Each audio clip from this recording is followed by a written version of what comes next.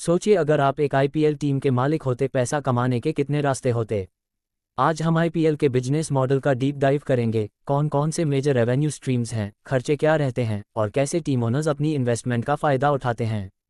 Media rights बेचने से लेकर स्टेडियम टिकट सेल्स और मर्चेंडाइज तक सब कुछ कवर करेंगे। Mumbai Indians, Chennai super king, RCB, KKR जैसी फ्रेंचाइजी के रियल केस नंबर्स के साथ। आपको पता है 2023 से 2027 के मीडिया राइट्स साइकिल में बीसीसीआई ने आईपीएल के लिए 48,390 करोड़ रुपए का मेगा डील किया है। इस रेवेन्यू का आधा हिस्सा लगभग 24,195 करोड़ रुपए उन ओरिजिनल 8 फ्रेंचाइजी में बराबर बांटा जाएगा। लगभग हर टीम को 3,000 करोड़ रुपए मिलेंगे। बात तब और दिलचस्प हो जाती है जब हम देखें कि एक टीम ओनर का पूल कितना बड़ा है। नए नियमों में बीसीसीआई 50% रखेगा, फ्रेंचाइजी 45% और प्लेयर्स को 5% दिया जाएगा। प्लेयर्स को 6,290 करोड़ रुपए तक। ये सेंट्रल रेवेन्यू पूल ओनर्स के लिए सबसे बड़ा सोर्स है। लगभग टीम रेवेन्यू का 75 से 80% सेंट्रल पूल से आता है। अगर आपको मज़ा आ रहा है तो लाइक और शेयर करें और चैनल को सब्सक्राइब करना न भूलें। और आज हर टॉपिक को सेक्शन वाइज समझेंगे। सेक्शन 1, आईपीएल का इतिहास। आईपीएल का पहला सीजन 2008 में शुरू हुआ था और तब से लेकर अब तक बहुत कुछ बदल चुका है। बीसीसीआई ने पहली बार आईपीएल फ्रेंचाइजी की नीलामी लगाई थी, जिसमें 8 टीमों के लिए 40 करोड़ रुपए से 90 करोड़ रुपए तक की रिजर्व प्राइस थी, लेकिन नीलामी से कुल $723.59 मिलियन 3,000 करोड़ रुपए प्लस उछला था। मतलब शुरू से ही लीग ने पैसों की बड़ी बिडिंग देख ली थी। आगे चलकर कुछ टीमों को बंद कर दिया गया, जैसे कोची टस्कर्स, और नई टीमों ने जगह ली। 2011 में पुणे वॉरियर्स और कोची टस्कर्स शामिल हुई, फिर उनकी फीस सैकड़ों मिलियन डॉलर में रही। अगस्त 2021 में 2 नई शहरों लखनऊ और अहमदाबाद के लिए नीलामी हुई, जिसमें आरपीएसजी ग्रुप ने लखनऊ सुपर जायंट्स के लिए 7,000 करोड़ रुपए और सीवीसी कैपिटल ने गुजरात टाइटंस के लिए 5,200 करोड़ रुपए दिए। क्या जबरदस्त नंबर्स हैं। 2022 से आईपीएल में टीमों की संख्या 10 हो गई।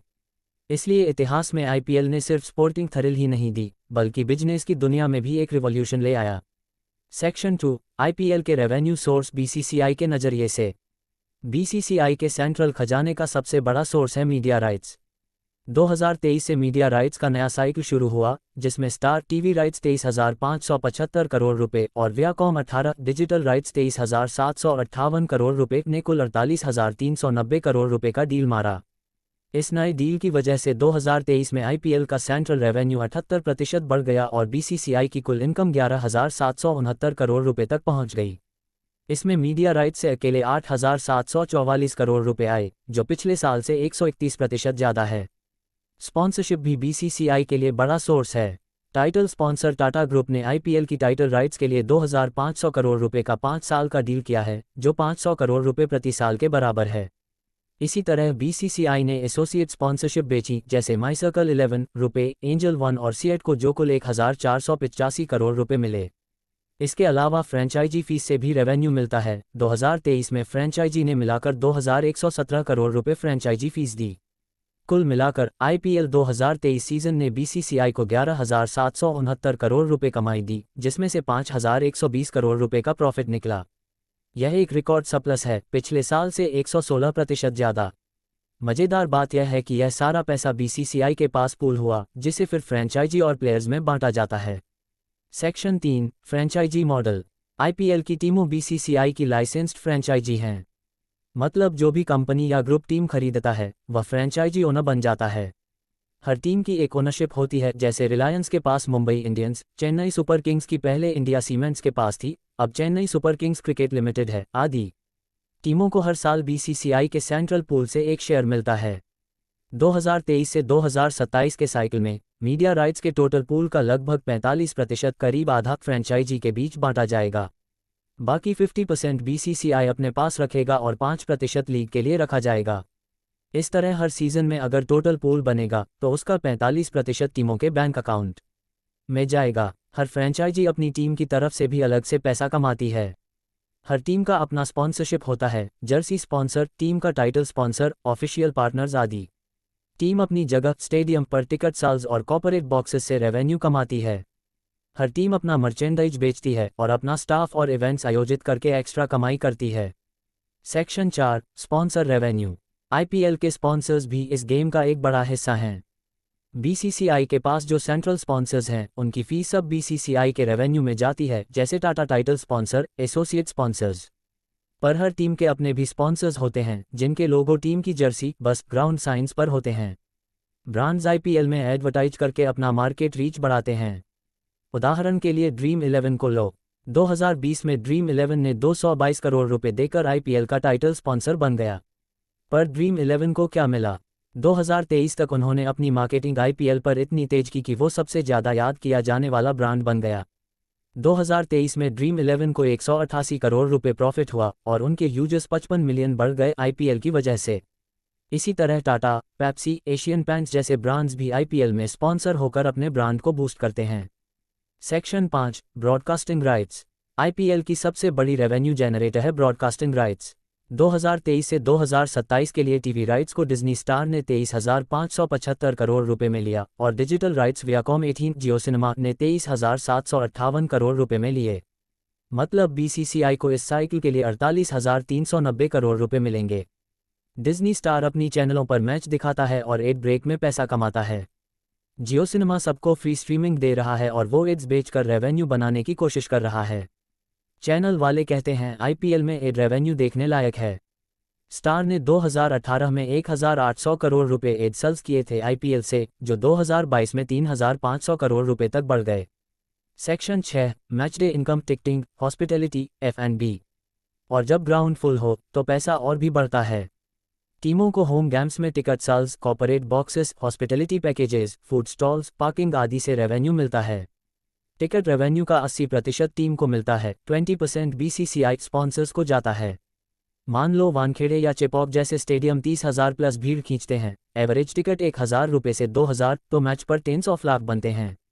हॉस्पिटैलिटी और कॉर्पोरेट बॉक्सेस से लाखों करोड़ों एक्स्ट्रा मिल सकते हैं। F&B और पार्किंग फीस भी ऐड होती है। यह मैचडे रेवेन्यू ऐसा हो सकता है कि टीम इनकम में 10% तक योगदान करे। सेक्शन 7, मर्कंडाइजिंग और digital revenue. Team Jersey, cap, accessories, collectibles, इनकी बिक्री से भी रेवेन्यू होता है। हर टीम के ऑफिशियल स्टोर्स स्टेडियम के आसपास ऑनलाइन होते हैं। फैंस टीम जर्सी खरीद कर लॉयल्टी जताते हैं और टीम्स इनकी लाइसेंसिंग फीस या डायरेक्ट सेल्स से पैसा कमाते हैं। डिजिटल प्लेटफॉर्म भी आईपीएल से पैसा कमाता है। जियो सिनेमा पर लाइव स्ट्रीमिंग फ्री है, मगर इन ऐप एड्स, स्पॉन्सरशिप्स और एंगेजमेंट फीचर्स के जरिए रेवेन्यू जनरेट किया जाता है। टीम्स अपने YouTube channels, OTT shows, social content से ब्रांड एंगेजमेंट बढ़ाती हैं और अधिक स्पॉन्सरशिप पकड़ती हैं। सेक्शन 8, ब्रांड इक्विटी और वैल्यूएशन। आईपीएल फ्रेंचाइजी की ब्रांड वैल्यू रैपिड ग्रोथ में है।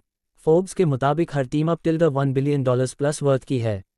ऑफिशियल आईपीएल डेटा के हिसाब से सीएसके की ब्रांड वैल्यू $122 मिलियन 1,010 करोड़ रुपए है। मुंबई इंडियंस $119 मिलियन 985 करोड़ रुपए, RCB $117 million, KKR $109 million. League की ओवरऑल वैल्यूएशन 2024 में $12 बिलियन पहुंच गई। सीवीसी कैपिटल ने गुजरात टाइटंस का 50% प्लस स्टेक बेचा, जिसमें टीम का वैल्यूएशन $900 मिलियन निकला गया। संजीव गोयनका ने लखनऊ सुपर जायंट्स 5,021 करोड़ रुपए में खरीदी, अब उनका वैल्यू $781 मिलियन माना जा रहा है। सेक्शन 9, टीम कैसे कमाती और खर्च करती है, रेवेन्यू वर्सेस एक्सपेंसेस। टीमों का सबसे बड़ा खर्च प्लेयर्स सैलरी होता है, 120 करोड़ रुपए सैलरी कैप। स्टार प्लेयर्स को करोड़ों में सैलरी मिलती है। बाकी खर्च coaching staff, travel, logistics, marketing और स्टेडियम ऑपरेशंस में लगता है। अर्निंग्स साइड पर सेंट्रल पूल से 75 से 80% रेवेन्यू, टीम स्पॉन्सरशिप 10 से 20%, मैचडे इनकम 10%, मर्चेंडाइज और अन्य वेरिएबल। टॉप टीमों जैसे Mumbai Indians, CSK, RCB, KKR लगातार प्रॉफिट में हैं। मुंबई इंडियंस ने FY24 में 737 करोड़ रुपए रेवेन्यू और 109 करोड़ रुपए प्रॉफिट बनाया। सीएसके ने 676 करोड़ रुपए रेवेन्यू और 229 करोड़ रुपए प्रॉफिट कमाया। सेक्शन 10, रिस्क्स और नुकसान। आईपीएल हाई रिवॉर्ड्स के साथ कुछ रिस्क्स भी लाता है। प्रॉफिट की गारंटी नहीं, अगर टीम फ्लॉप रही या भीड़ ना आए तो लॉस हो सकते हैं। कोविड-19 ने दिखाया कि अगर सीजन पोस्टपोन हो जाए तो टिकट और हॉस्पिटैलिटी रेवेन्यू लगभग 0 हो सकती है। Overspending risk, sponsor slump, market saturation, regulatory changes, GST, entertainment tax और ब्रांड रिस्क स्कैंडल्स सब मौजूद हैं। इसलिए ओनर्स को लॉन्ग टर्म पर्सपेक्टिव रखना पड़ता है। तो आपने देखा, आईपीएल टीम ओनर्स का खजाना सिर्फ एक सोर्स से नहीं, बल्कि बहुत सारे streams, media rights, sponsorships, match day, merchandise से भरा हुआ है। हर फ्लो का कंट्रीब्यूशन अनुमान ऊपर दिया गया है, 75 से 80% सेंट्रल पूल से, 10 से 20% स्पॉन्सरशिप से, 10% मैच डे आदि। अगर आपको ये डिटेल्ड एनालिसिस पसंद आया तो लाइक और शेयर कीजिए। नीचे कमेंट करें कि कौन सा रेवेन्यू स्ट्रीम आपको सबसे सरप्राइजिंग लगा। हमारे चैनल को सब्सक्राइब कीजिए ऐसे और इनसाइट्स के लिए। और याद रहे, आईपीएल सिर्फ क्रिकेट नहीं, एक बड़ी बिजनेस स्टोरी भी है। आप भी इन्वेस्ट सोच रहे हैं तो रिसर्च जरूर कीजिए, क्योंकि इस गेम में मल्टी करोड़ स्टैक्स हैं। Happy investing.